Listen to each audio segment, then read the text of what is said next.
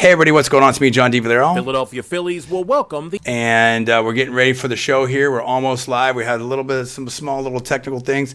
We're about ready to go. Big show today. We should be joined by Jim Williams. We're going to be talking about the news out there. It's going to be pretty intense. A lot to talk about right now. Let me just dip into the audio. Welcome to the John Villarreal Show.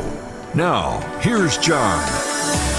Hey everybody, what's going on? It's me, John D. Villarreal, right here on Newstalk 1040am, live on LinkedIn, YouTube, and Facebook. And so much going on. It's unbelievable. There's serious stuff happening in the world. I've got my voice back a little bit, not full blast, but we're going to try to do what we can do right here. And we're joined, as I said, this is the John D. Villarreal Show on Newstalk 1040am. Live here out of Tampa. And of course, we go to the greater Tampa Bay area, and we're from Sarasota, Lakeland, Clearwater, downtown St. Pete, everywhere around the greater Tampa Bay area. And we are live on LinkedIn, YouTube, and Facebook. Now, we have a 2-hour show. We're going from 4 to 6 p.m. today. And we are really talking about a lot of stuff. Okay, we are talking about a lot of stuff right now about what's going on. And I think we're having some small technical stuff going on here. And we're just trying to sort of sort everything out here. And so just bear with us in the show here, because we are doing a live show on the radio, and we're also doing a live show on LinkedIn, YouTube, and Facebook. And we don't always have all the technical stuff right now. A couple things. We're going to be joined by my brother, Paul at Villarreal. We're definitely going to be, we also believe we are going to be joined by Jim Williams talking about Israel. And I think he's done some reporting over there for News Talk 1040 and some of the other obviously, some other stuff like that. Okay, cool. And yes, I just heard from him. And let's see, one second. I'm just trying to get all this together. Listen, there's there's so much to talk about with this. There is really just so much to talk about on this. And I've been thinking about it. As you know, as you may or may not know, or may or may not remember, my wife is actually Israeli. I've been to Israel. Also, shout out to Olga out there. I appreciate her. There's so many things I want to talk about, things I'm trying to do with the show. I was talking with ownership today. We will get to that. That is definitely secondary, not even secondary. That's like tertiary, like way down the list in comparison to the things we have to do. We have to talk about a new speakership right here for the Congress, U.S. Congress. We have to talk about what's going on in Israel. We have to talk about global politics, peace, everything like that. We have to talk about the BRICS. We have to talk about election 2024. So many things that we have to talk about, and we're going to do it. I'm just trying to do 3 things at once. Okay, so here's the deal. We've got this stuff in Israel, and oh man. I mean, and I want to clarify, there's so many things I want to say about this. Number one, as I talked about last week, we 1,000% stand with Israel. 100%. I told you about that. 1,000%. I told you that, I'm a supporter of Benjamin Netanyahu. I also told you I interviewed Danny Danon. I'm not saying, hold on. I hear something back there. Do we have Paul on the line here, or is Jim Williams on the line? Hold on one second. We may be joined by someone. Are we joined by someone right now? No? Yes? No? John, it's Paul. Okay, it's Paul. Okay, all right. Stand by, Paul. And now that doesn't mean, I know it's complicated over there. I understand there's stuff going on with there's protests, there's the courts. I do not profess by any stretch everything is complicated. And we're just going to highlight a little of the complications, okay? So I don't profess to know 100%. I think you have to understand the nuances, the shades of gray, if you will, of what's going on out there. That being said, Israel is the only democracy over there in the Middle East, like full-blown democracy. Israel is our strong ally and has been. It's tough because, as I said before, you've got 3 major religions that all have, holy sites over there, maximum holy sites over there, if you will. You also have people that, can trace things way back. Like my wife's, family can trace stuff, thousands and thousands of years back. You've got a conflict and disagreements that go back thousands of years. You have a situation here where it's like, there was a request by Israel to evacuate. Well, guess what? If you want to evacuate, you have to have somewhere to go. Well, guess what? The border to Egypt, last time I checked, might be closed. Okay, and I'll say this up front. I'm sure I'm going to make mistakes. I apologize ahead of time. I'm sure this is a live show. I don't have all the. We're doing the best we can, and I don't like the cancel culture and the gotcha and stuff, particularly on this issue. Because I'm sorry. I know there's strong feelings, and I get it, but I've talked to many, many sides of this issue, and I don't know that anyone has a patent on the truth. And you want to talk about whataboutism? It definitely becomes that. It becomes, as we saw at Hatfield and McCoy's. Well, they did this and they did this. Well, they did this. We can do that, and blah blah blah. And when does it end? It's never ended. It's never ended. We're not even close to this thing ending. Unfortunately, I wish we were. I'd love to be able to say that. And now there's more hostages. There's American hostages over there. There's so many.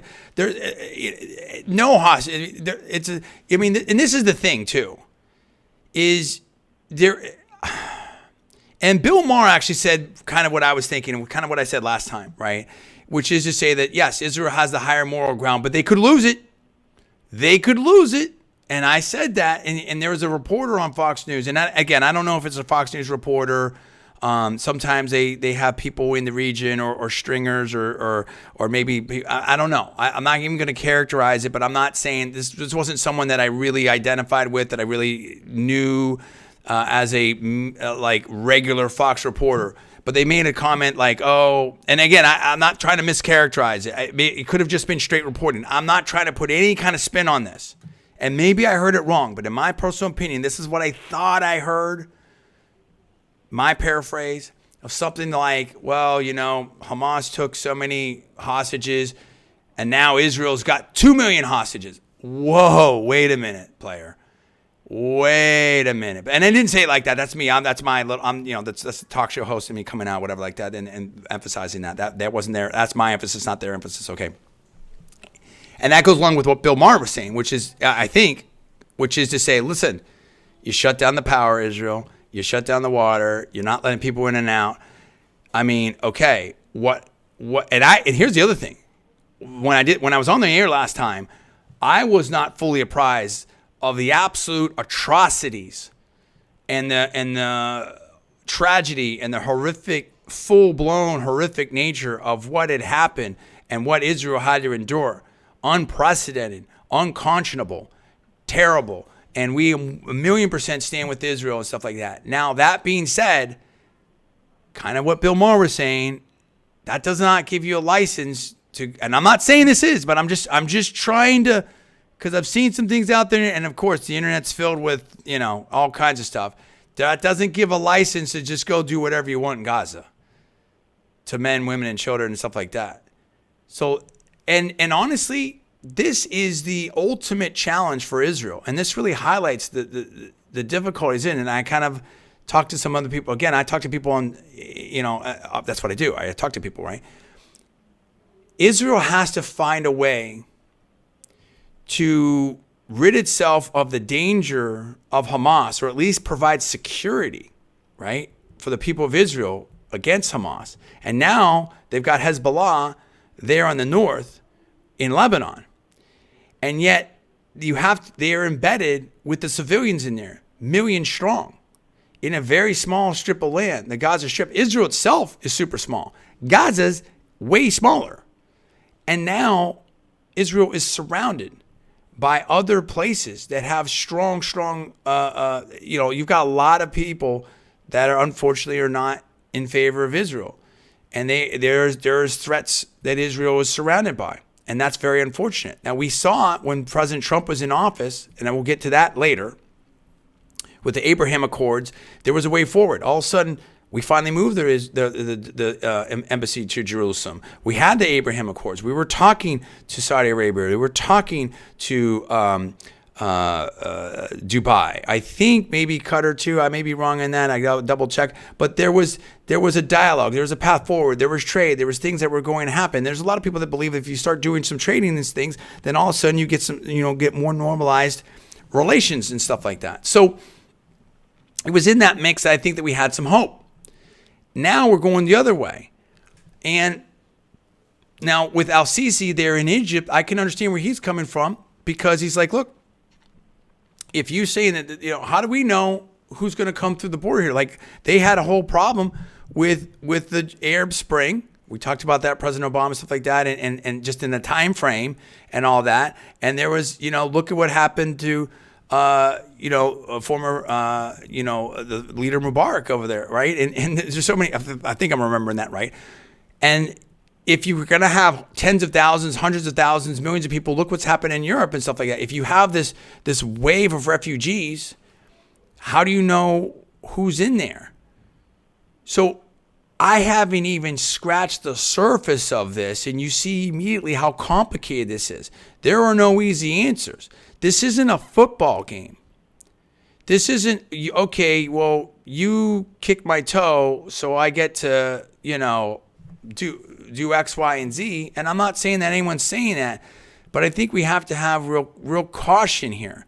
And particularly in the age of social media and, again, there's so much I can say. I mean, you look at this is not a movie. This is not a video game. This is not a campaign. This is real life. And it's very, very serious. I also don't fully appreciate, and again, I get it's a campaign. I get, politicians have to do things, and I'm not trying to slam anyone. But, I don't think there's easy answers over there. There's some people that are real ambitious, real excited. And I know there's a back and forth between Ben Shapiro and, Andrew Tate. I don't know that I'm going to get into that. But I will say that, what happened in Israel is an absolute tragedy. But that doesn't mean it's a blank check to do whatever you want. And I'm not saying that anybody's saying that. I think that the leadership of Israel is pretty smart. I think they understand the dynamic. I think and here's the other thing. Okay, you go and you do whatever, and you got to be careful. And I'm not saying that in any kind of way other than the realities and the exigencies of what that, because you've already had noises out of Iran that, hey, we're watching this. I mean, we need less conflict, not more conflict. And that's kind of what President Trump was saying about Ukraine and stuff like that. He's like, oh, you didn't say the right thing, and you don't know, and you don't foreign policy, and you're a rookie, and blah, blah, blah, blah. And Trump's like, you know what? I'm for peace.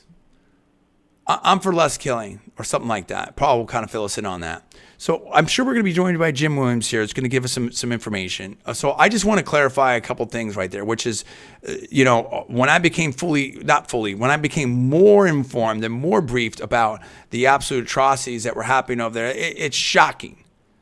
The dude that was getting out with his family and ambushed at the gate, I mean, that's crazy. The babies, I don't even want to go through it, all right?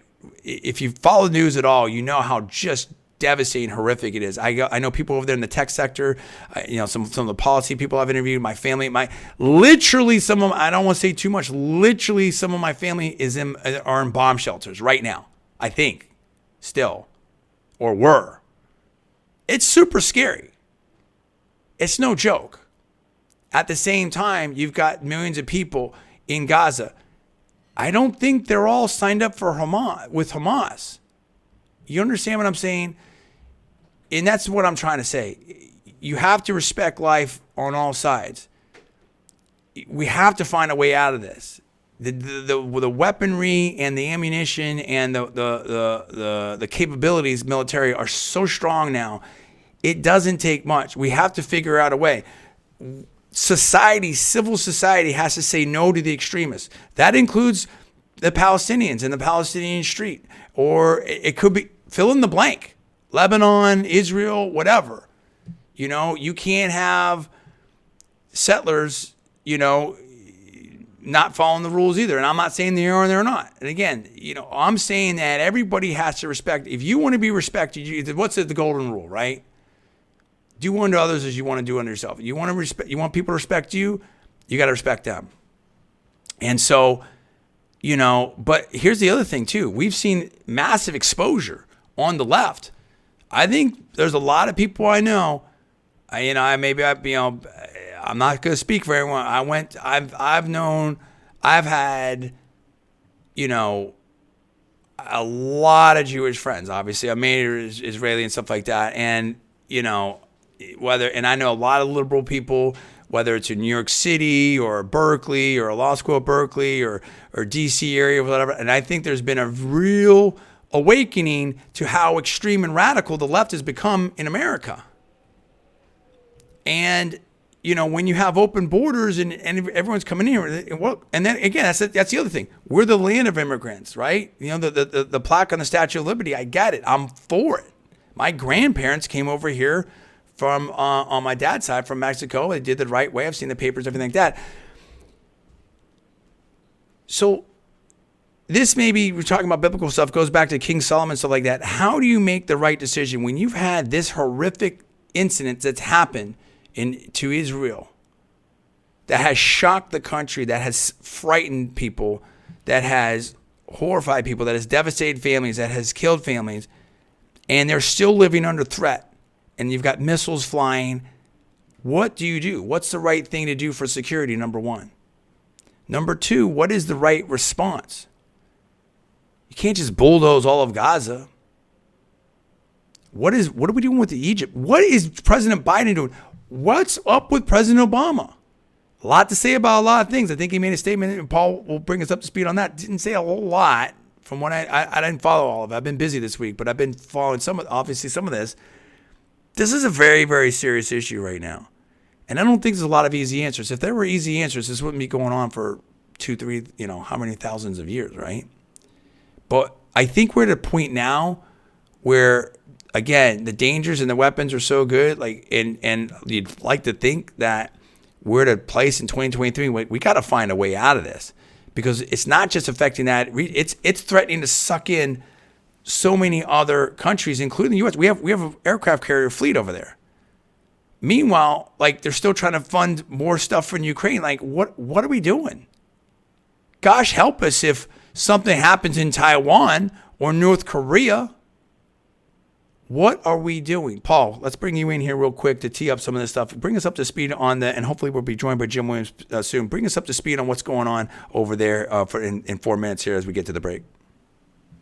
Yeah, and I'm not going to say anything directly about the situation, because I'll let Jim do that, and we'll see where he comes from that. But I do want to mention something that you hit on, and that is the response to all of this.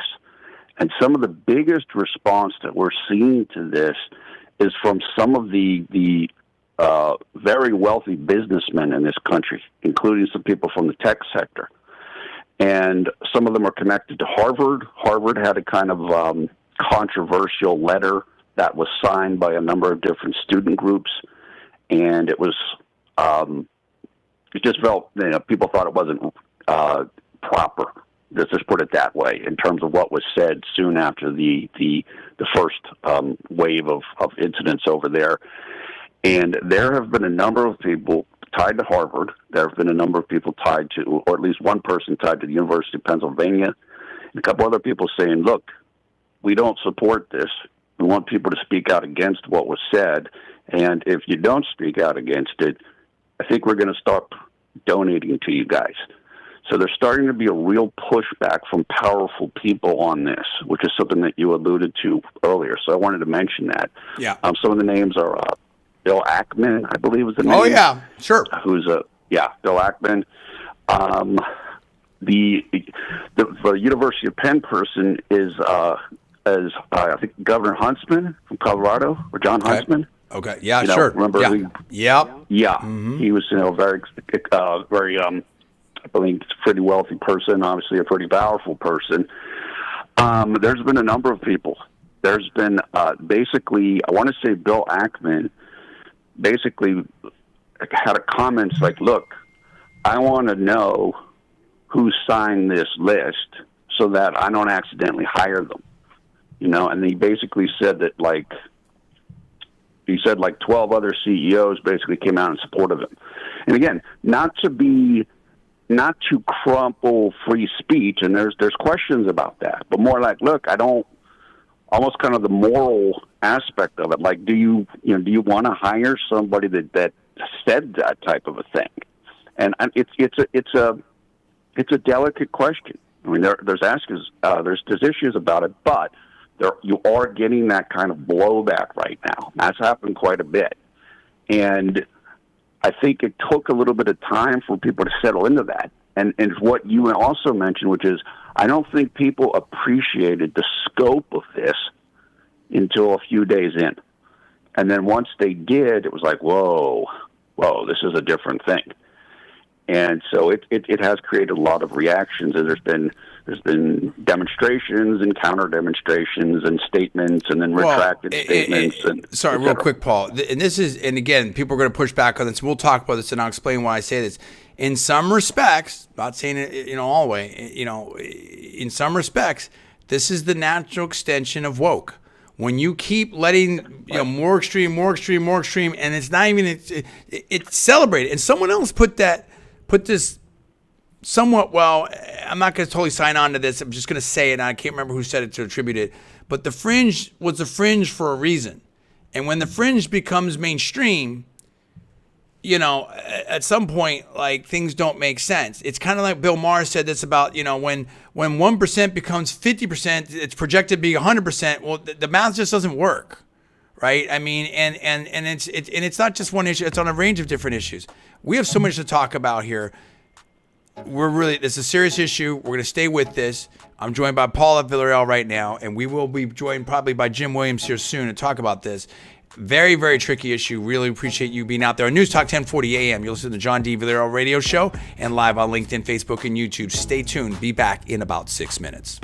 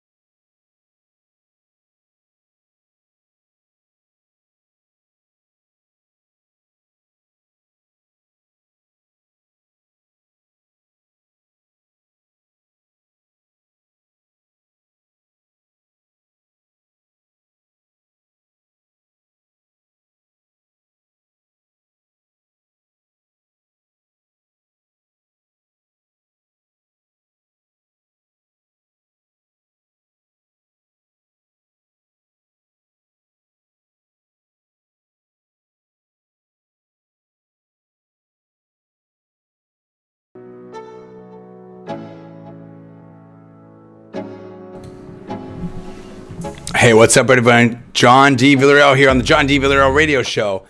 Monday, 4:35, October 16th. Lots going on in the world right now. It's unbelievable. And this is on Newstalk 1040 a.m., the John D. Villarreal Show, everywhere from Sarasota up to Land O'Lakes, that kind of area. Definitely Tarpon Springs, downtown Tampa, Clearwater.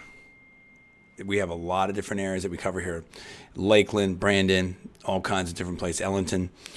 And we're live on LinkedIn, YouTube, and Facebook. Now, we're talking about Israel. We've been talking with Paul at Villarreal. Paul, you want to kind of finish some of your thoughts. You were sort of talking a little bit more about what's going on. Give me a scoop. Yeah, so as we were talking about, there are a number of different high-profile donors to some of the elite universities in the country, particularly some of the Ivy Leagues. We mentioned Harvard and Pennsylvania, that are basically pressuring these colleges to kind of issue statements or stronger statements about what is going on in Israel, or to react to statements that have been put out by student groups about what's going on in Israel. And essentially, of course, these are alums of these colleges, and they're not happy with what has gone on so far with it. Look, one of the most prominent of these people was Larry Sumner, who was the Secretary of Treasury, I believe, under Barack Obama. He's a graduate from Harvard, and when the first statements came out, their president has made, I believe, 3 different statements now. When a statement was put out by about 30 student groups that was kind of, in effect, what it looked like was that it was blaming Israel for everything that had happened at the beginning, Larry Sumner's like, I'm embarrassed. I'm just embarrassed to be associated with the university now. So he said that. Alan Dershowitz, who, of course, was a professor at Harvard, he essentially said the same thing. And you're getting this direct pressure. And what some of these people are saying is what you mentioned in the last segment, which is, look, this has been a slow push towards this. Right. A little bit of woke, little bit of woke, little bit of woke, little bit of woke. Now where are we? We're like staring over the edge. And unfortunately, this can be where you get to. If you look at everything in kind of the binary good and bad, or oppressor type of view of the world, then one side is good and one side is bad. And as you were talking about, in this instance, or in this situation in the Middle East, it's not really like that, in my opinion. But if you look at it like that, then it's very easy. And then you see that if you believe that the Israelis are the bad people in that concept, then when something like this happens, you might say something that you regret, and or that a lot of other people don't agree with. And so that's what these Wall Street people and tech people are reacting to. It's really crazy. And the thing of it is that I've known like very successful people that are liberal, and it's someone else said this too. It's almost like that they've gotten, it's just someone else's line, and I really apologize. Maybe it was Bill Maher. I can't remember exactly who. That something to the extent of like,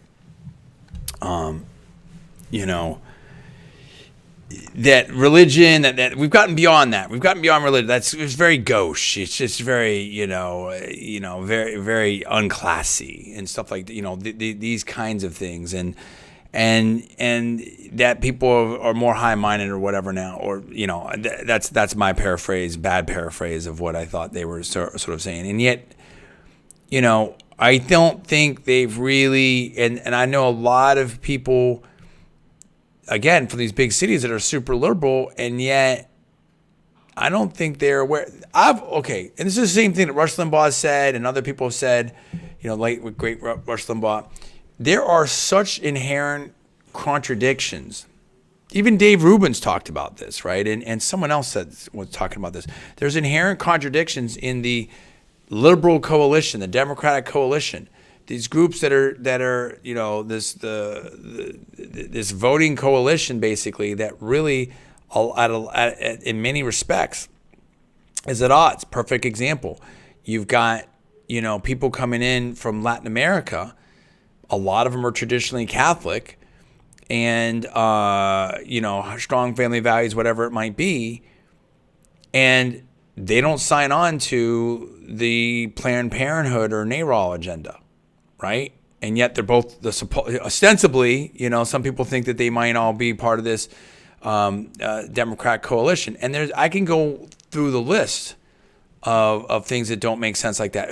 Another perfect example: union workers, UAW, SEIU, all this type of stuff. UAW, traditionally big unions, traditionally with Democrats, and yet now you've got the green energy push that's gonna, punk them out of jobs. So this is what I'm saying: that woke is pushed so far and so fast that now everything's starting to break, and people are realizing that, wait a minute,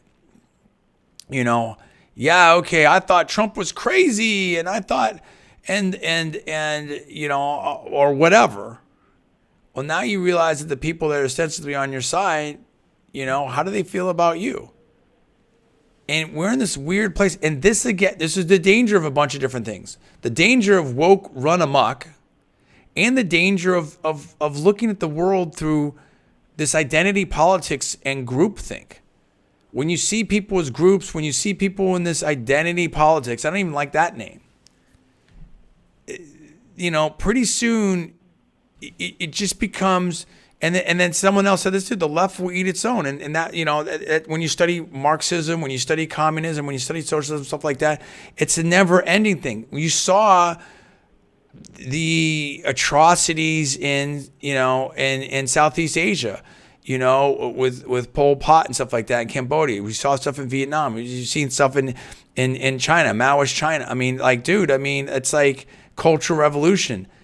We've seen it in other statist regimes and stuff like that in different times of history. It's like, dude, this is not good. When you've got a thought police, when you've got this. Listen, we got to stop looking at people as the other. You know what I'm saying? You got to, this oppressed oppressor. Same thing. Goes back to the same thing. It's the same, anti-colonialism. It's the same thing. Now this has been going on for thousands of years. We can't, we're not blaming this on President Obama or stuff like that. But I think that you had in my opinion, you had a better. Listen, I think it's a news. I think there's reporting that Netanyahu didn't Obama make Netanyahu wait outside? There seemed to be the frosty relationship there. Great relationship with President Trump, and I think that we have to recognize Israel for the strong ally that they are and be very supportive of them. And I think there's people in the business community now that are traditionally, liberal and Democrat saying, what's going on here? And we've seen crazy stuff come out of, and listen, I'm not great institutions and stuff like that, but wow, what's going on with Stanford right now? What's going on with Harvard and Yale? I think there needs to be some reflection, about where we're at, because at a certain point, I think we're well past sanity levels in certain aspects. And there's people that are talking about, like, when they shouted down that judge, a federal judge. I think it was an appellate judge. Yeah.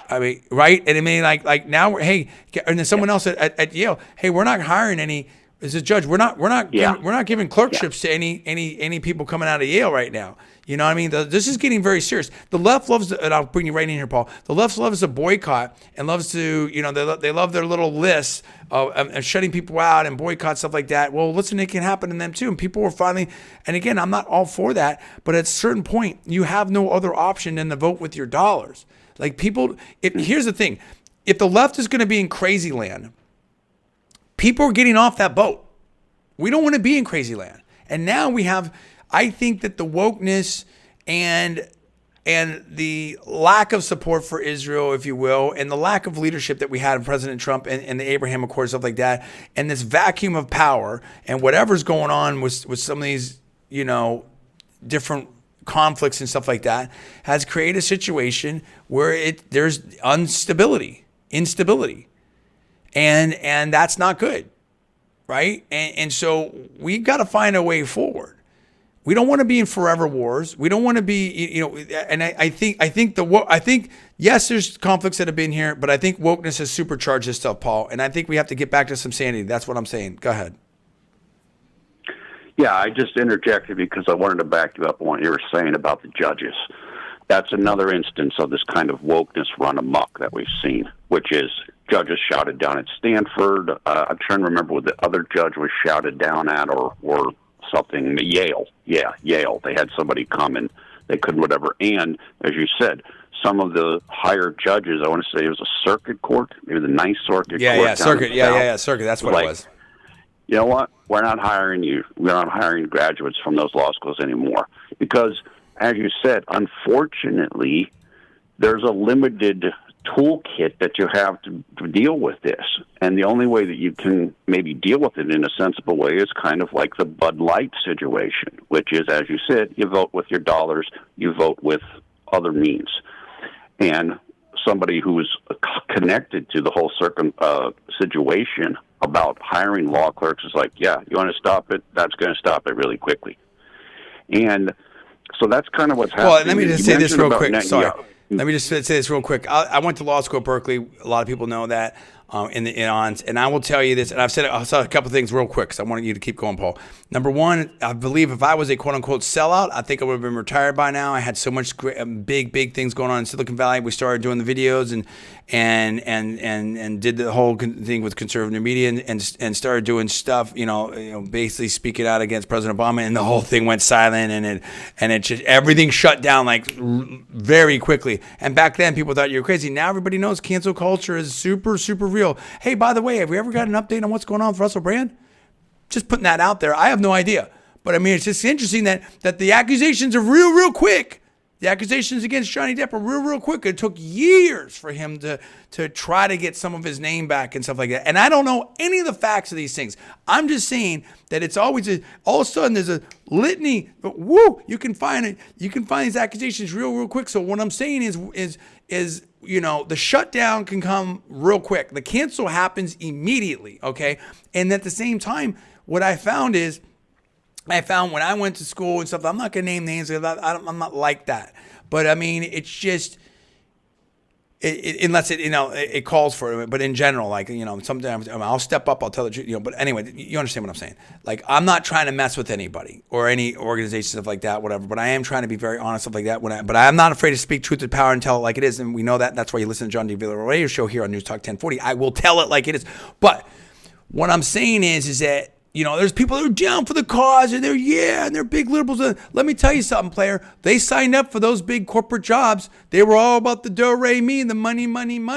And the law firm that I went to, you had, I'm not going to name names. You had two big name partners at least that were, I believe, in my opinion, if I recall correctly, Republicans donated this and that, whatever, and stuff like that. And nobody that I knew had any problem going to that firm.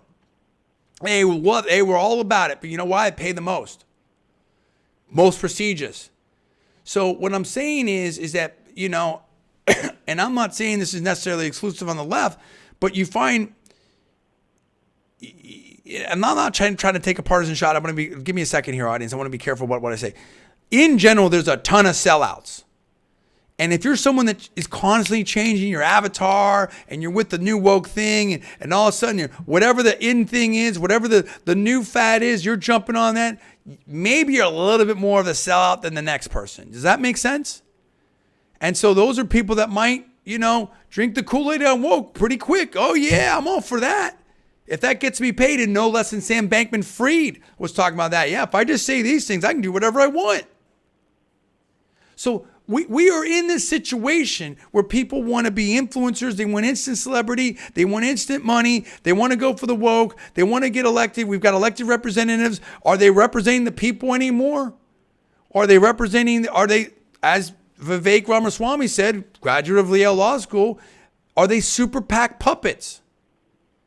And it has woke just taken over everything. It's like a social media meme. But guess what, player? Now we're in the Middle East. We have real serious situations going on. Real serious situations going on there in Ukraine. Real serious situations going on with the border and stuff like that, with health and all that kind of real serious situations going on in Africa. And, we got to keep our eye on North Korea and Taiwan.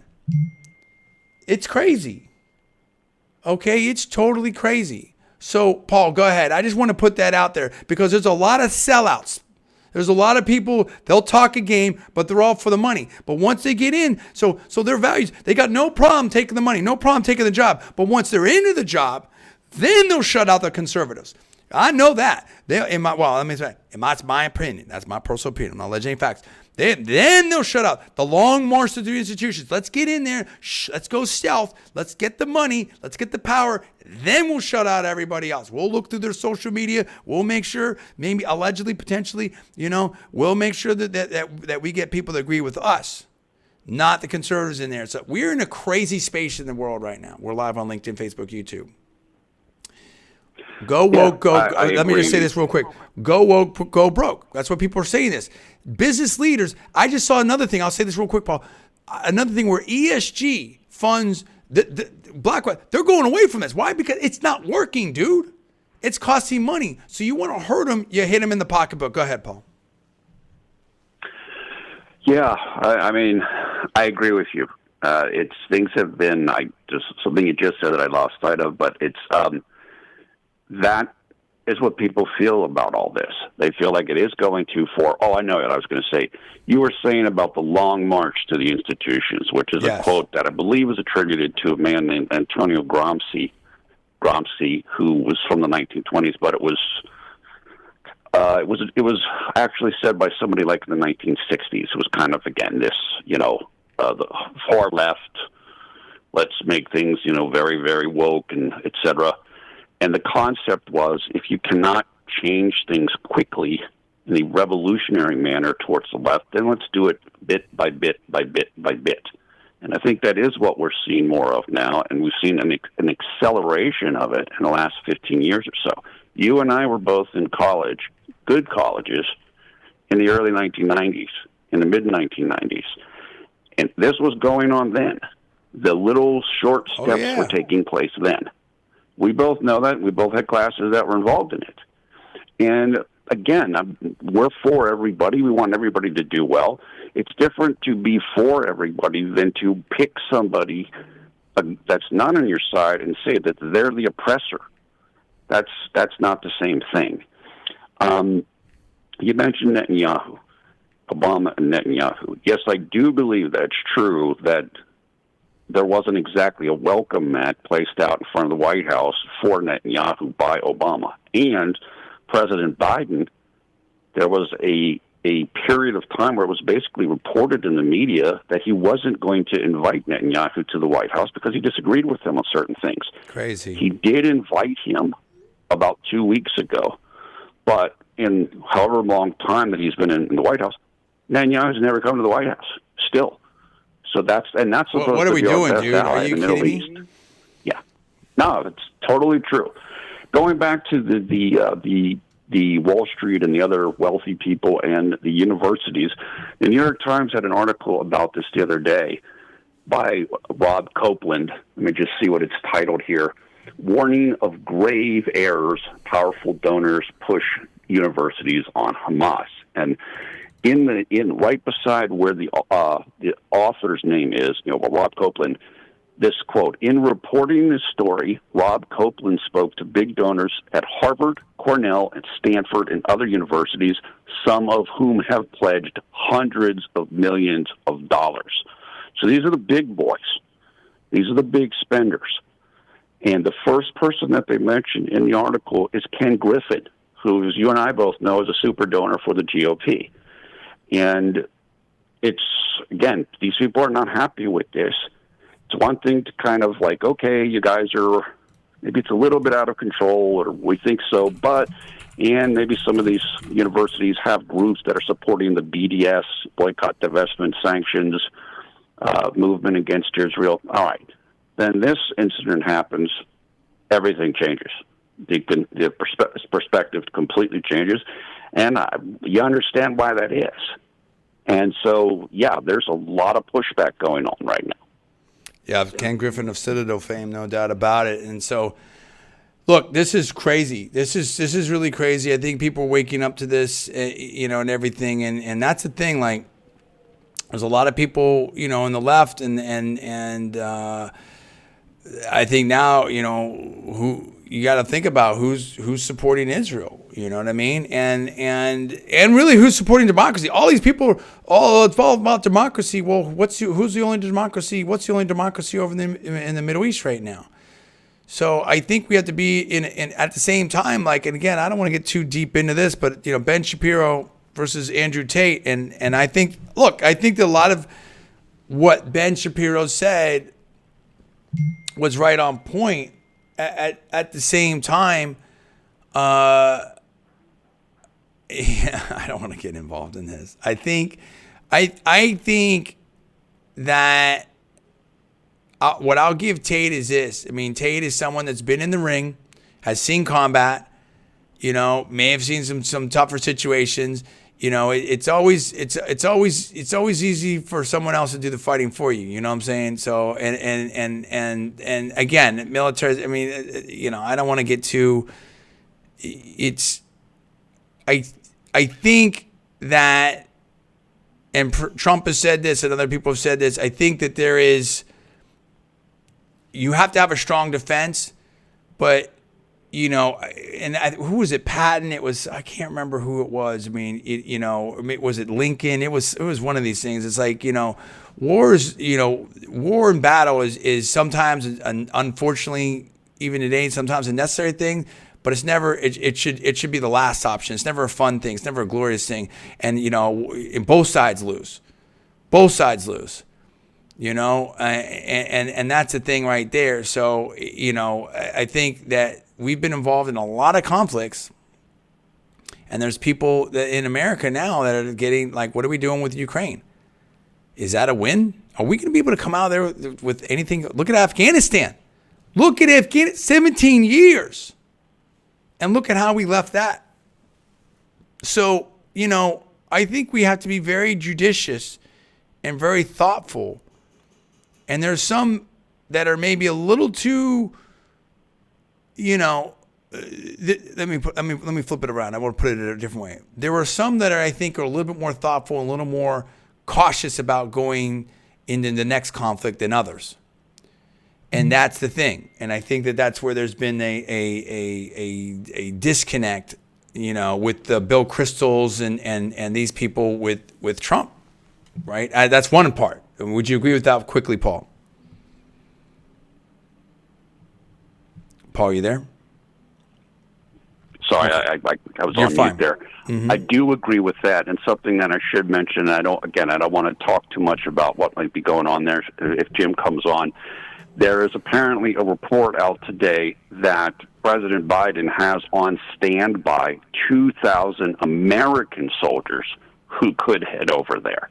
So then we're going to even a higher level than what's going on in Ukraine. Just to have that. Yeah, absolutely. So listen, we're going to try to get Jim on here in a second. I'm trying to clarify what's going on. And we'll see if he's going to be able to join us today or not. But we're coming up against the break here. And so in the next hour, we're going to talk a little bit more about this, but we're going to have to push it forward to some of the other stuff going on with politics and things like that. So lots more going on. Man, it's a crazy world out there, but we're here together. We're here to help you on Newstalk 1040am. You're listening to John D. Villarreal radio show here on Newstalk 1040am, right here, also live on LinkedIn, YouTube, and Facebook. Thanks so much. We'll see you in about 6 minutes. Stay tuned.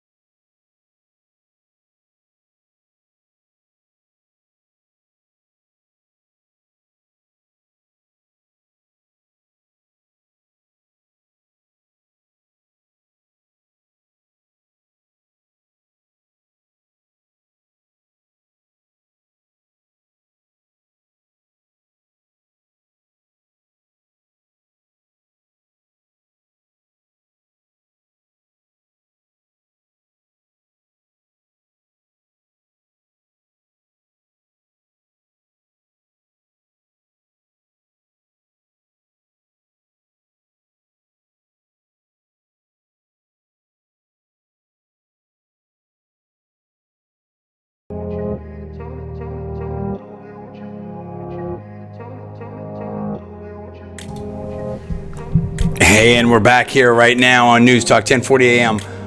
What's going on? It's John D. Villarreal radio show and live on LinkedIn, YouTube, and Facebook. And we're talking about serious stuff going on out there. Crazy, crazy world.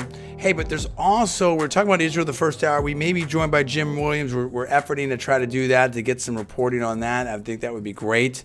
So I'm trying to work on that a couple different ways to do that. So we're definitely trying to do that. But we may or may not be. I think he's done some stuff for I-24 over there or something, I think, in Israel. I may be wrong about that. So we're looking to try to get that going on there. But we're talking about other stuff as well.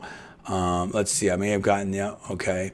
And it's, look, there's a big thing. There's lots going on out over here in the world. Not the least of which is political.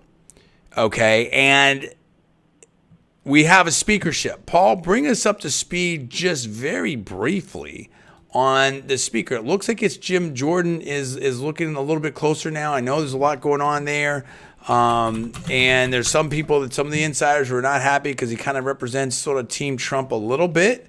Some on Team Trump, some might question some of that. But I think that, for sure, more so than maybe some of these other candidates.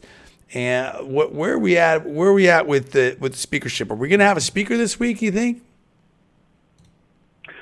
Okay, so let me just first say this. I-24, I find, is really good information about Israel. In fact, I have a couple bookmarks on my computer for Israel, and one of them is I-24, so good for them. And good and for I was Jim. just informed that maybe Jim might be caught up doing some other interviews, so we understand that, and we're efforting to get him on here, and hopefully he'll be on before the end of the show. Go ahead, Paul. Yeah, understood. There's a lot going on. So where we're at right now is Jim Jordan of Ohio is trying to get to 217 votes. That's basically what is needed for a majority in the House right now, which we usually would be 218, but there's 2 members short. Republicans have 221 votes total, and he needs to get 217 of them, which means, of course, he could lose 4 votes. It looks like at this moment in time, and I've been following this all day, it looks like to be about 7 or 8 holdouts right now. So in other words, he's not quite where he needs to be. What's interesting is I think at least 3 of them, which is the most of any state, are from Florida. And so I don't know why that is or what's going on with that, but right now it looks like Mario Diaz-Balart, Carlos Jimenez, and John Rutherford are still holding out on this. So we have to, people are certainly trying to talk to them and convince them. There's all kinds of, I can see it on here on X, Twitter. People are sending them messages, please support him, and so on and so forth. Of course, former Speaker Kevin McCarthy, he was on Fox this morning. He said that he likes where Jordan's position is right now. There are other people who have been said, look, it looks pretty good for Jim Jordan. Maybe he doesn't get it on the first vote. Maybe it'll be after that. The vote is apparently going to take place at 12 p.m. Eastern Time tomorrow, Tuesday the 17th. So that's where we're at right now. They're trying to wrangle up the votes before that happens. And look, in terms of who wants what, Jordan is considered more of a conservative. So MAGA is behind him. President Trump has endorsed him. The Democrats don't want him. I think they would prefer McCarthy to him. They've even been floating things like, hey, make leader Hakeem Jeffries into the consensus speaker, and that type of a thing. I don't think that's going to happen. At some point, you have to go forward with this. I mean, I know there's a lot of people that were unhappy about McCarthy being removed, kind of how it was done and so forth. And you understand that, but this is where we're at. And if you want to keep your majority as a Republican Party, the last thing you're going to want to do is elect a Democrat speaker, because that's not going to work for anybody, including the people that vote for that. Right. I don't care how safe your district is. That's not going to work. And so that's kind of where we're at. And we're looking at it. It is looking good. I would say that just today there's probably been close to 10 people that have flipped publicly to supporting Jordan. Here's the thing. Let me just say this super quick. It's like to your point, and I think it's a good point. Look at the people that voted for the Trump impeachment. They're gone, right? I mean, Liz Cheney's gone, Kinzinger, all these other, so many people are gone. They thought they were going to lead the charge. I mean, this becomes the problem when you are, and I'm not alleging anything, but I mean, if you potentially become more loyal to DC or super PAC puppet or whatever it is, you know what I mean? If you're not looking out for your constituents, you know, that's a problem. Like, you have to represent, you're there to represent constituents. You're not there to keep getting reelected. You're not there for your own aggrandizement. You're not there to represent, you know, these donors or be a super PAC puppet or whatever it might be. And so, to the extent where I think this is positive, and I say good things about McCarthy, but I mean, at the same time, like you said, we're here. If you made the deal, you got to keep the deal. We need the Republican voters want certain things. They don't want to be stymied. We don't want more Mitch McConnells. That ship has sailed. We're in a different situation right now, and so I think that's where, you know, someone like Jim Jordan, Chairman Jordan, is a lot closer to where the base of the party is. Go ahead, Paul. Yeah, and, you know, let me just say this to follow up. I think that because Jim Jordan is seen as a Trump guy, that's also why the Democrats don't want him in, because they're thinking, well, maybe he's going to help Trump. Maybe he'll do certain actions or pursue certain things that are going to help Trump in the 2024 election. So that's also where some of the resistance is coming from to him. I will say this, to just be fair. There are people who feel like, and they're correct, Kevin McCarthy was a really, really good fundraiser, and he was. And they're not sure that Jim Jordan is going to be that type of fundraiser for their candidacies. And of course, people are self-interested in this thing, even if it's not a malicious self-interest. They want to be reelected. So there's a lot of different things going on here. I think it's heading the right way for Jim Jordan. I think that people are kind of coming off of their soapboxes, and we're kind of, it looks like we're heading towards that direction. Because look, I mean, the truth is this: no matter who the person is, you're still only going to get a certain bandwidth of choices that can be made. You know, how much different is Jim Jordan going to be than Kevin McCarthy? I mean, it's not going to be like some incredibly massive, huge difference. So I think some of the Republican people that were unsure about this are kind of starting to come off of that a little bit.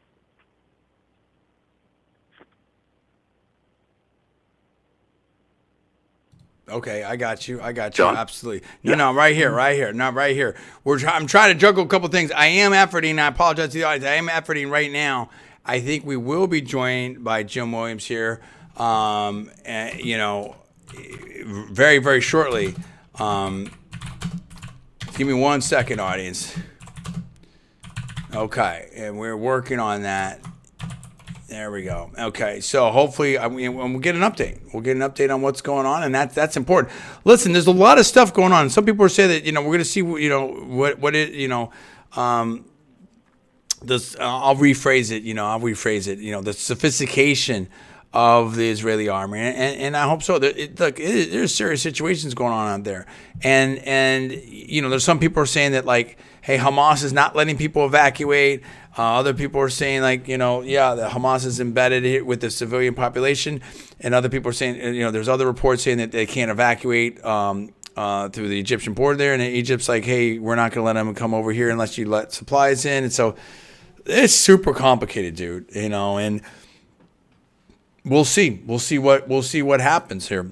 So hopefully, what is that saying? All you can do is pray for peace, you know, and I think at the same time, like, you know, if you're Israel, you have to have some, I don't want to say necessarily respond, but you have to have security for your people, right? I mean, that's the thing. Like, the biggest critics of Netanyahu or whatever like that, like, you cannot support these horrific attacks against Israel. You're talking about I don't know what it is now, like 2,000 people that died. I mean, this is just crazy. You had ambushes, you had paragliders. I mean, this was craziness. I don't understand how this. I don't know. I mean, this was I'm no security expert, but I don't understand how this happens on this level. This was crazy. I mean, we got a chat over here. Oh, hey, what's up? I'm going to show this is my friend from Aruba. What's going on? We just want to say hi. I'll let my daughter and my wife know and stuff like that. Jackie from Aruba, and she's great. She's fantastic. And that, how much better would it be to be in Aruba right now? We love Aruba, absolutely. Aruba's great. So yeah, hi Jackie, how you doing? We appreciate you very much. If you want to call in the programs and talk about these issues, 727-587-1040, 727-587-1040. Very, very serious issues going on right there. So we think Jim Jordan is coming on. Hold on, I'm going to get okay. Yep, okay. Okay. So, I mean, you know what? I just got something here from management. After this break, I may put myself on mute here when Paul's talking. I may try to get Jim by phone and then just put him up to the microphone. We're going to figure it out. We're going to figure out a way. We want to hear the reporting. We want to hear the close thing. Paul, why don't you do this? Why don't you give us a sense here of what's happening on the political scene right here? I think this is the Trump trend. We've seen some stuff about, Governor DeSantis has said things about the Israel things. Where are we at with 2024? Bring us up to speed on that. Funny enough, I'll say this real quick. I was traveling with my family. I had to go to West Palm Beach because my wife had a big interview and stuff like that over there. I don't want to get too much into that. And I had just missed or caught the tail end. And I had been to some of these. There was a rally in West Palm Beach. President Trump had remarks. And I saw people coming out with the Trump signs and everything like that. I was at the City Place over there. It's pretty cool. So bring us up to speed on where we're at right now with election 2024, Paul. Yeah, and you could just interrupt me when you come back in. The rally that you're talking about was at what's called the 47 Club, which, of course, is Trump's supposed to be the 47th president. He was the 45th president.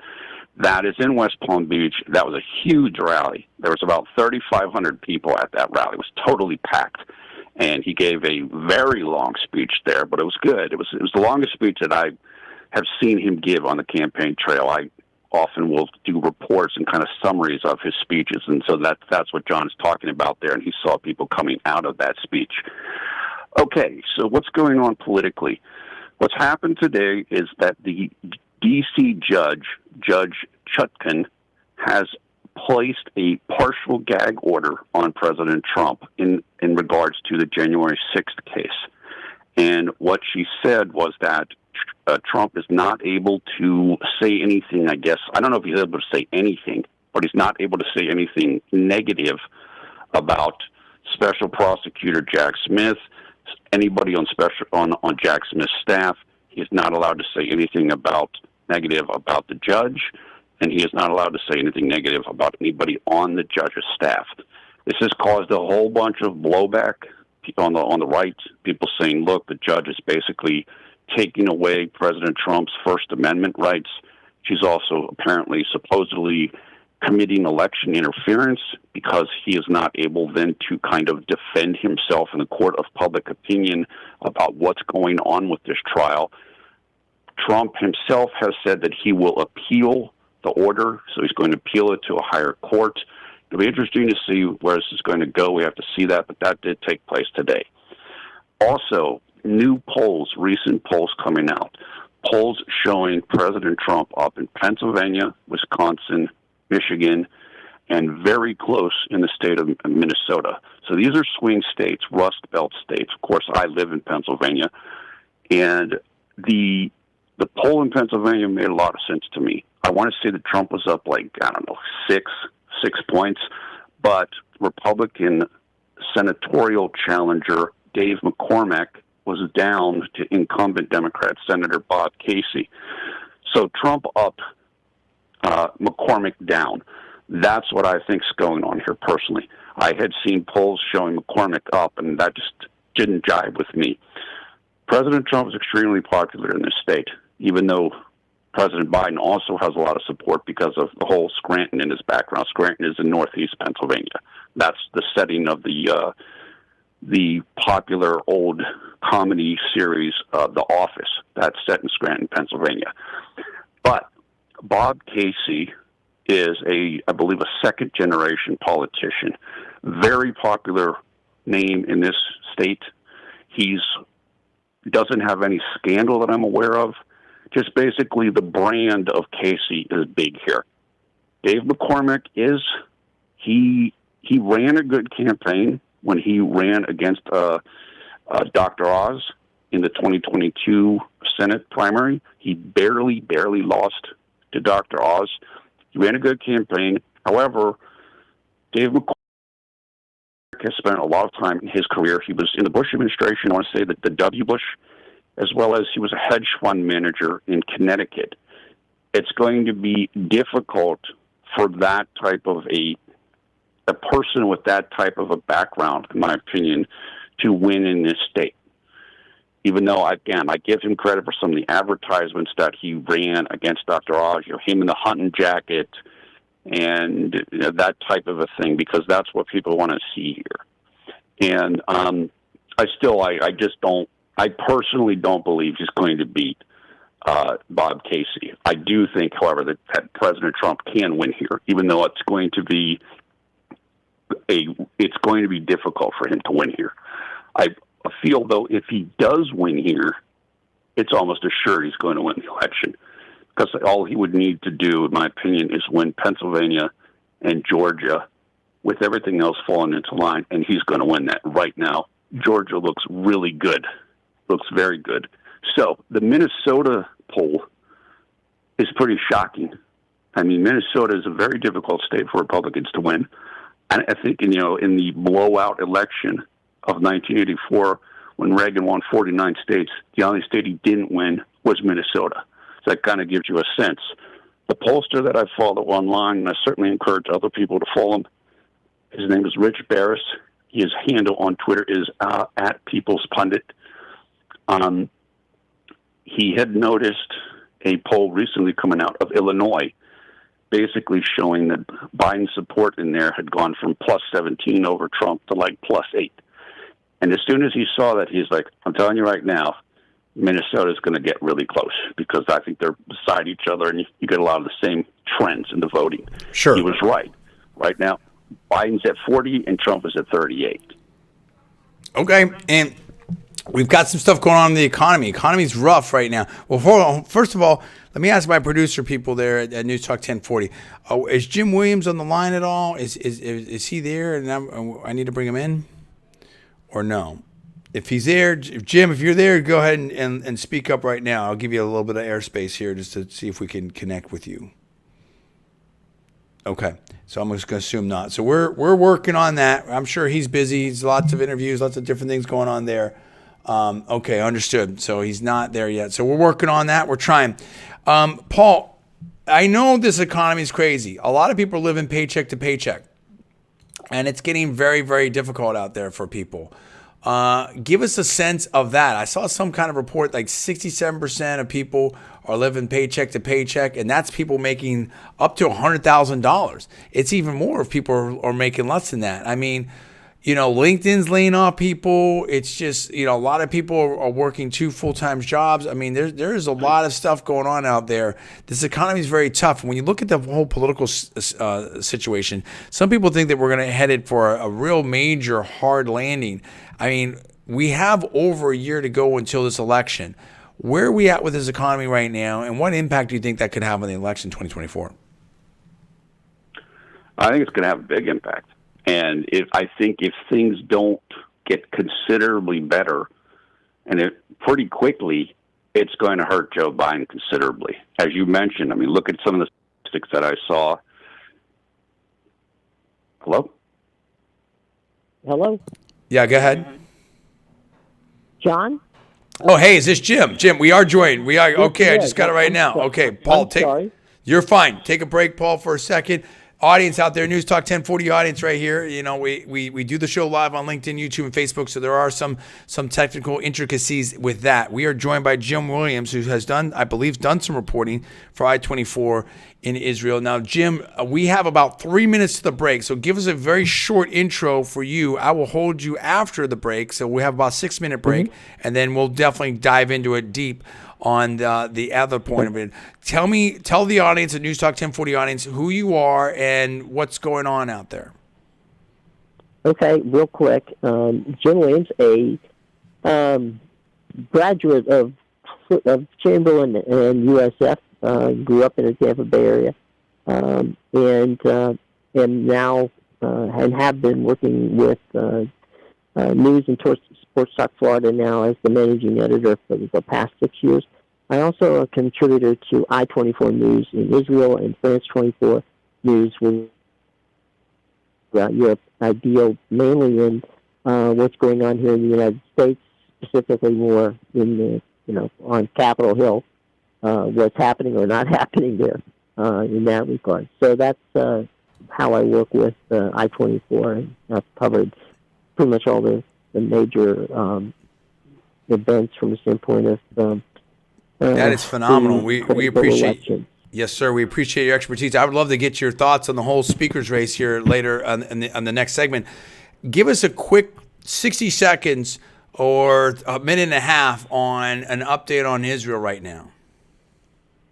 Well, the key issue at the moment is trying to find a way to be involved in a humanitarian effort, and that's been a moving target for the past 24 to 48 hours, and it continues to be. And the hope is that there can be some sort of humanitarian effort done, and Israel has held back on their attacks till they can, till something can be done. But that's, you can only hold back for a while, and so I'm not, I'm looking at this and saying, okay, there's probably another 24-hour window here, and if that doesn't work, well, then it's not going to happen.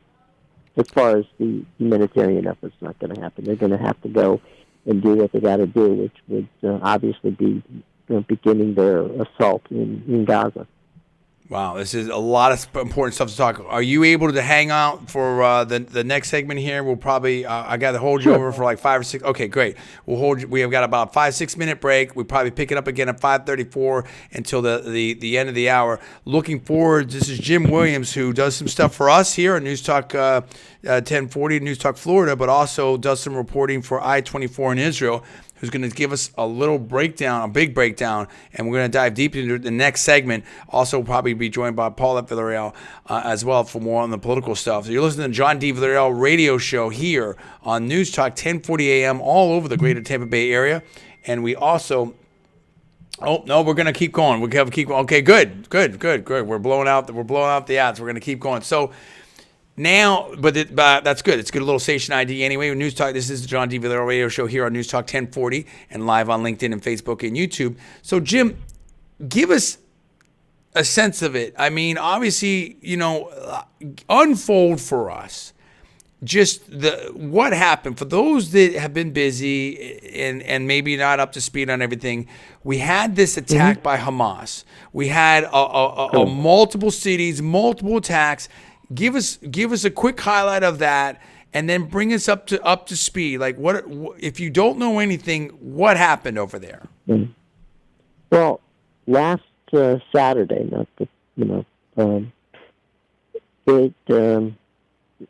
there was Hamas terrorists who came, and this has been in the planning for over a year. They wanted to hit Israel in basically numerous targets, but target basically the average citizen. And they took children, they took elderly, there wasn't an age group they specifically focused on. They just basically indiscriminately killed a number of people in Israel, well over 100 on that particular day, and that grew and grew and grew because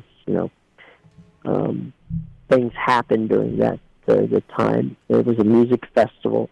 They gunned down people there. They went on kibbutzes, which, for those of you who don't know what that is, it's basically a little, like a village, a town, where people are, they live by manufacturing something. Sometimes it's growing something. So, it might be that they've got a farm or something like that they sell to local markets. It might be Jim, hold that thought. I appreciate Mm-hmm. that, sir. We're going to take a little break here. Stay with us. We're on with Jim Williams. We'll be back in about 5 or 6 minutes to continue to hear what happened over there in Israel, bring you up to speed, and dive deep into the reporting with Jim Williams from here in Newstalk, Florida, and also does some stuff for I-24. My name is John D. Villarreal. You're listening to the John D. Villarreal radio show here on Newstalk 1040 and live on LinkedIn, Facebook, and YouTube. Be right back. Surprise attack by Hamas. We have an attack on Israel.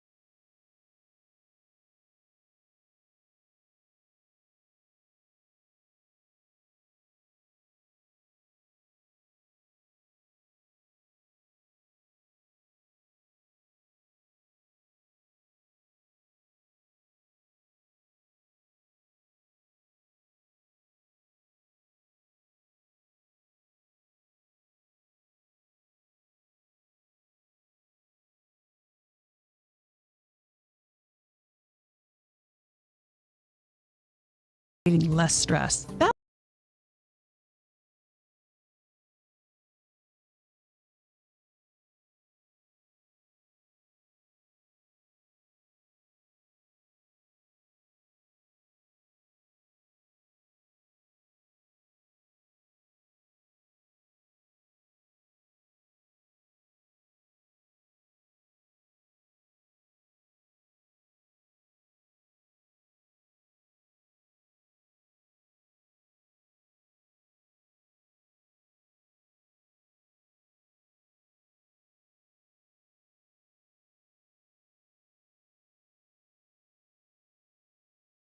Okay, we probably have about a minute left here. Shall we go on? 1 second.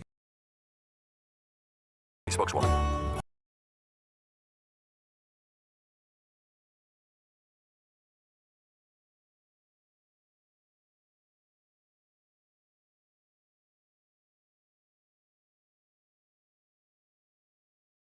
Make you feel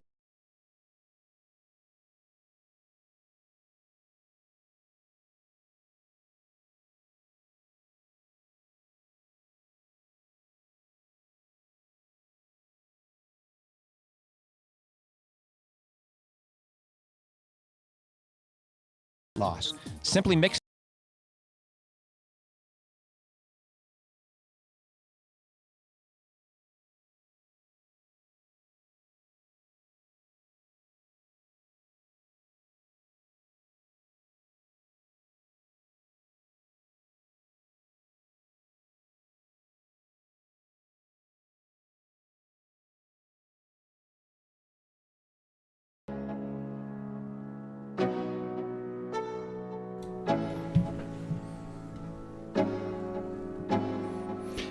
What's up, everybody? John D. Villarreal, John D. Villarreal Radio Show here, live also on LinkedIn, YouTube, and Facebook.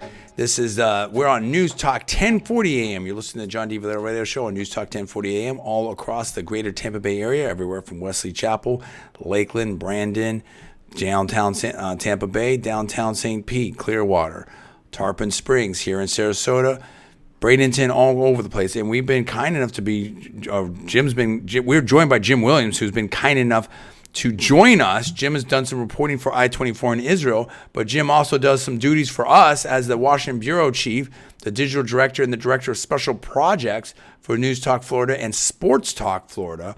A lot going on. Now, Jim, you were telling us about how this conflict was started and had been planned by Hamas for a while. Yeah, you were talking about the music festival. Go ahead. You continue, please. Basically, it happened on October 7th, a couple Saturdays ago.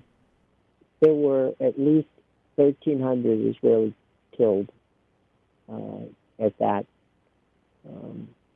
time. There were 260 killed at a music festival. There were people killed on these kibbutzes, which, as I said before, they're farming villages where people, live and work, and there really wasn't anywhere that was safe at that point in time. Obviously, Hamas also shot rockets into different areas around the major cities, Tel Aviv, Jerusalem. This actually, it's kind of interesting, John, from a standpoint of when you are a reporter reporting on a story, when you also have family members and friends who are living there.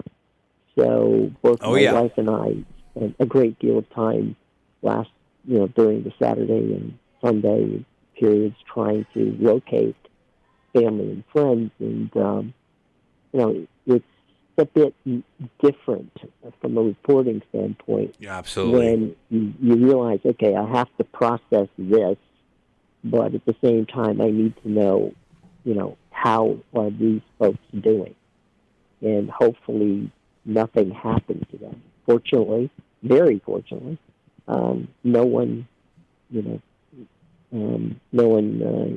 that I knew or part of our family was in any way injured. So that's definitely good to hear, Jim. Obviously, absolutely. a good thing. So where are we now? Okay, there's Israel has been bombing and trying to crush Hamas. Prime Minister Netanyahu, who I would say has a frosty relationship with some people in the government and also with the military. Everybody has pulled together. There's no arguing at this point. It's like, okay, we're laser focused. We got to get this done. There has been a really strong effort by Israel, the United States, and some of the European powers to try to find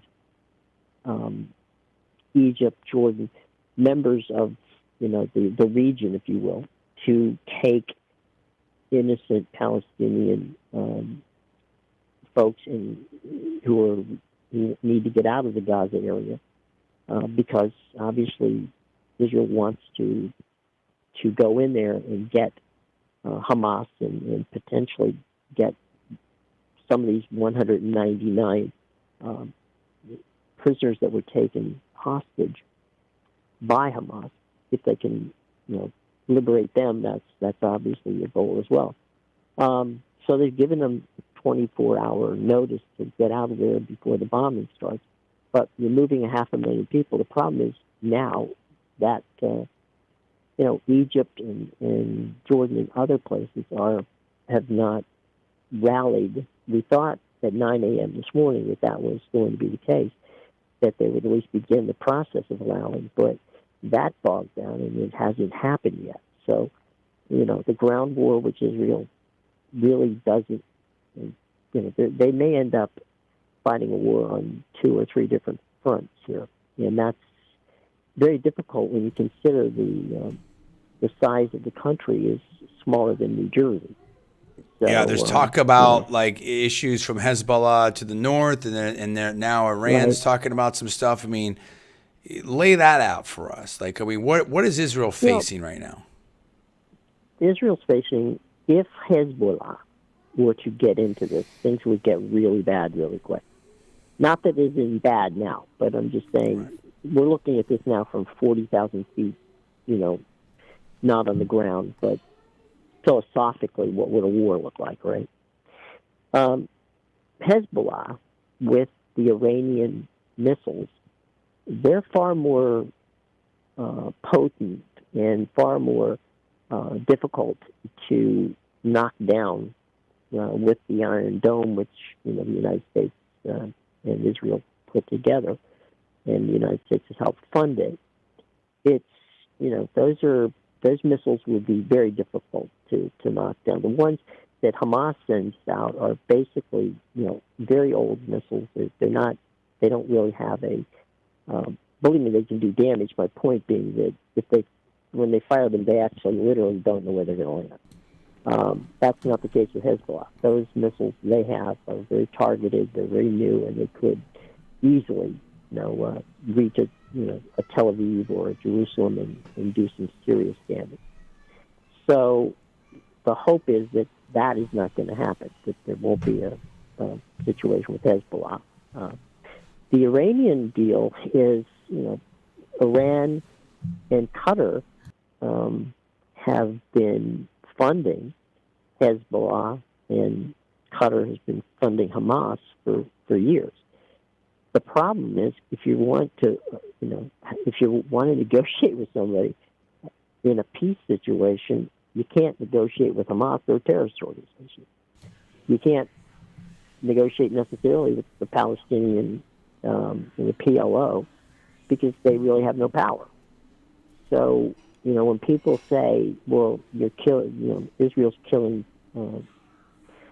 Palestinians, well, to be honest and brutally honest about this, clearly Hezbollah and Hamas don't give a damn how many Palestinians die. Their goal is to eradicate Israel. So if that means we have to, give up 500,000, 2 million people, that's just the price of doing, business of getting rid of Israel. Go ahead. So, go ahead.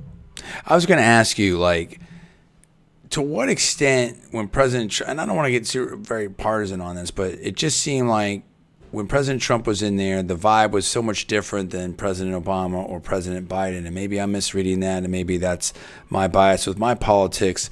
But I remember, President Netanyahu or Prime Minister Netanyahu was kind of waiting outside there with President Obama, if I remember that correctly.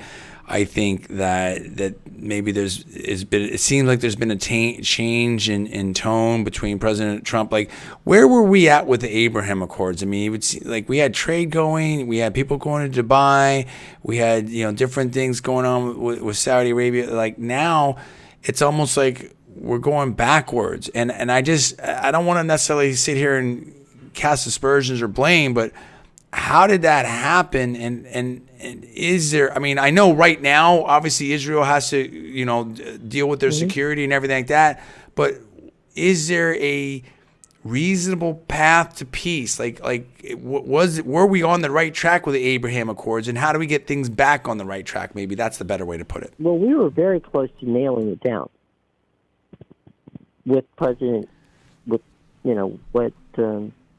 President Trump did and what President Biden has done. As a matter of fact, I would posture to say, and this is more of my overall view of the region, as opposed to specifics that we can't get into at the moment, but and again, I'm not taking a political aspect here. I never take a political aspect. Sure, you're reporting. I'm the talk show host. Go ahead.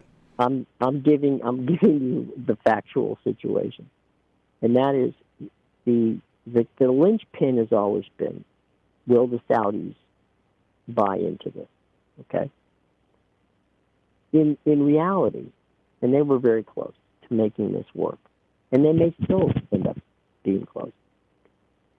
The deal was, I think, the fact that it was getting so close forced Hamas to say, wait a minute, we can't have this, because then, we're going to, where are we going to get our militant backing from if they suddenly start getting friendly? Well, the fact of the matter is, in the fairness, let's go all the way back to Obama, okay?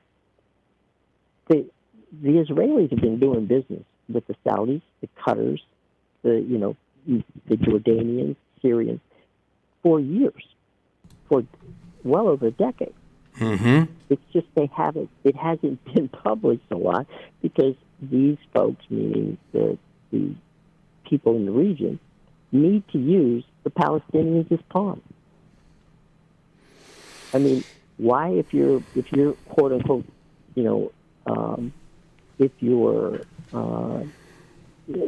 sympathetic to the Palestinian cause, why then are these countries who are saying they're sympathetic to the Palestinian cause not taking the Palestinians, into their, from Gaza into their country?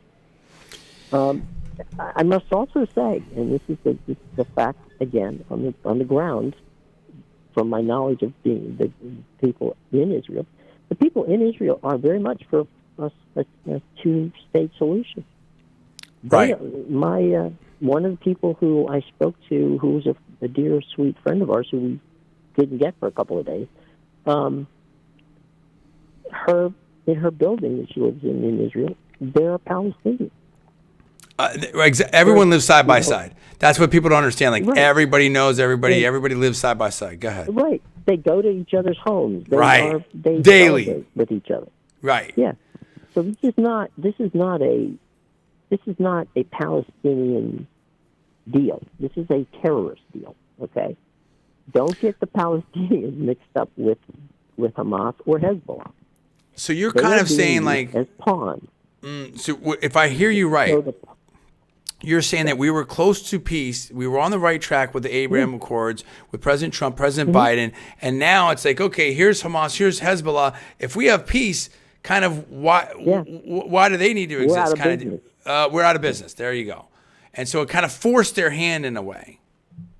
Right. And they've been planning for this for a year. But, it basically boils down, and Iran has, their hands are all over this. Qatar's hands are all over this. I mean, there clearly was a reason why this type of butchering happened. One of the lines that best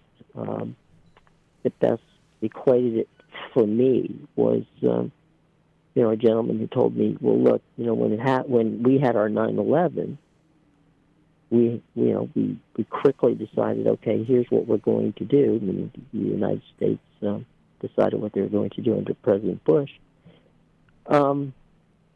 and then we sent people 7,000 miles away to fight, the battle.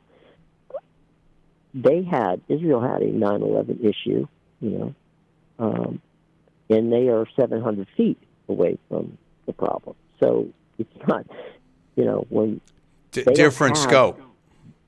It's a whole different ballgame when they're in your backyard. So let me ask you this. That leads to another good question, I think, which is, how are the people of Israel doing? I mean, I don't know if there still are, but I mean, I had family members in bomb shelters. I know you were trying to chase down your family. And like, right. How is the country? Is it different in different sectors? Like, what's going on the ground for the Israeli people?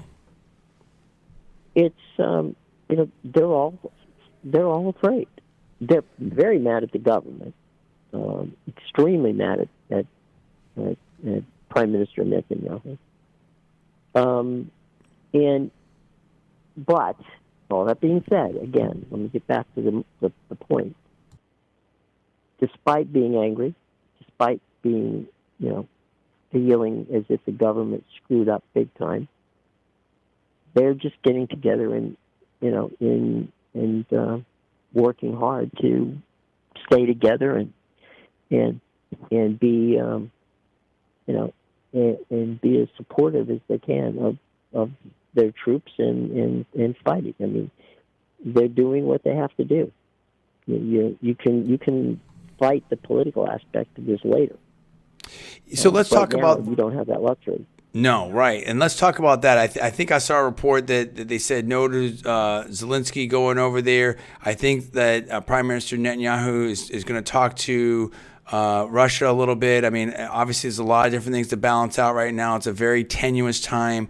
What's your prediction? And we have about 6 minutes left here. Like, what's your prediction on what's going to how this is going to unfold? One, for Israel, but also for the international community over the next several weeks. What should we expect out there, the Newstalk 1040 audience?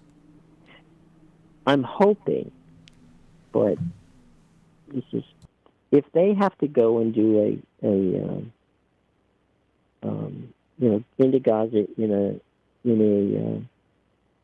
basically in a land, invasion, then there's going to be a terrible body count on both sides. And it's not going to, this is a war that's not going to, it's going to get very ugly very fast. And then, then we have to wonder, how will this play out on a world stage? Will people see this as Israel defending themselves, or will they see this as, innocent people getting killed? How will that play out? I really would hope there'd be some diplomatic solution, but that does not seem to be in the cards. So I'm afraid to say that it looks like a war that's going to just escalate, and I hope it doesn't escalate, as I said before, with the Hezbollah situation. But there really isn't any real options. I mean, there's nobody to negotiate with that's going to stop Hamas from doing what Hamas wants to do or has done in the past. But I guess, like, if you take what you said, and I appreciate that detail, it definitely sounds very, very serious and grave right now. If you take what you said before, that we were on the right path, we were close to peace, things are working, this kind of forced Hamas and Hezbollah's hand. Like, it kind of feels like we're all being, sucked into this, into that paradigm, that design, if you will. How do we get out of this? How do we move forward to the promise of the Abraham Accords, to Israel having, neighbors that they can trade with and go visit and things of that nature? How do we get past this? Is it the international community coming together, and Iran and Saudi, I guess you kind of said that before, stepping up and saying, we're done with Hamas and Hezbollah? Is it a military operation here by Israel? We've got our fleet over there. Do you expect that we're going to get involved?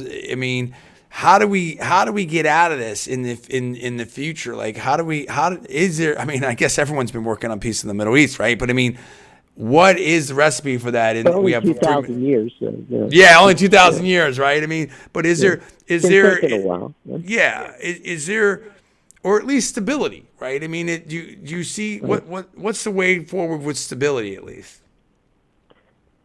I still think it's really you have to have a buy-in from the Saudis. I mean, that's the chief deal, and Qatar as well. But at the end of the day, that's really not. I mean, we can have that discussion, but in Israel right now they can't. I mean, they've got. This is all about security. Yes, it has to be. Yeah, it's about. And people say, well, you have a measured response. Well, okay, how do you deal a measured response when of the 1,300 people that were killed, there were families massacred. There were people who, children that were massacred. There were Holocaust survivors who were massacred. There was no age. There was no delineation as to who are we going to kill. They just killed. This is crazy. Please tell me, what is a measured response? You go to a city about the size of Tel Aviv and pick out a group of people and kill them? I mean, what's a measured response? There's no measured response for pure evil. Absolutely horrific situation, absolute tragedy. I definitely appreciate your insights and the reporting. And as one quick minute here left, I mean, you're our Washington bureau chief. Are we going to see a new speaker? What are we looking at there?